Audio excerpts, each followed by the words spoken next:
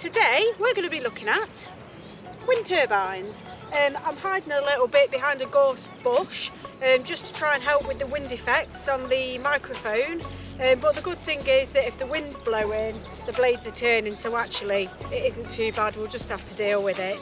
So it's becoming clear that wind power is set to become a really important part of the energy mix going future for the UK and globally. It's an attractive way of generating electricity because the wind blows for free. It never stops blowing, or at least that's what it feels like at the moment, and it provides energy without creating any pollution or emissions, so it's properly sustainable.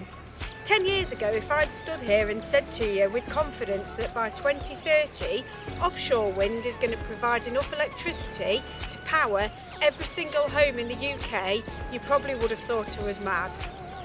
By the end of 2020, we had onshore turbines like these ones generating 13.7 gigawatts of energy, and offshore we had enough wind turbines generating 10.4 gigawatts of energy, which shows that when the wind is blowing, which it does, it can be really powerful indeed. But since then, a lot of work has gone into developing the batteries and storage and technology to deal with questions like, well, that's great when the wind's blowing like it is today, but what if the wind isn't blowing? It's not that good.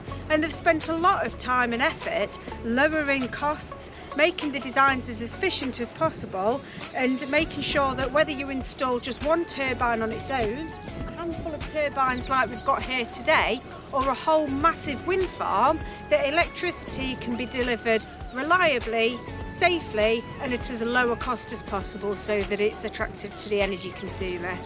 But how do these awesome things work? So a wind turbine turns wind energy into electricity using the aerodynamic force from the rotor blades. So those massive things there that we've just been looking at. And they work in exactly the same way as an airplane wing or a helicopter rotor blade. When wind flows across the blade, the air pressure on one side of the blade decreases. The difference in the air pressure across the two sides of the blade creates both drag and lift. The force of the lift is stronger than the drag, and this is what creates the spin of the rotor. The rotor then connects to the generator and a series of gears in a gearbox, and this speeds up the rotation. And it's this translation of aerodynamic force to rotation of a generator that creates your electricity.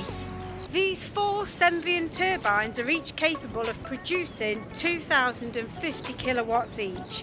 So all 4 of these on this original bit of land, they will provide enough electricity for around 5,500 homes.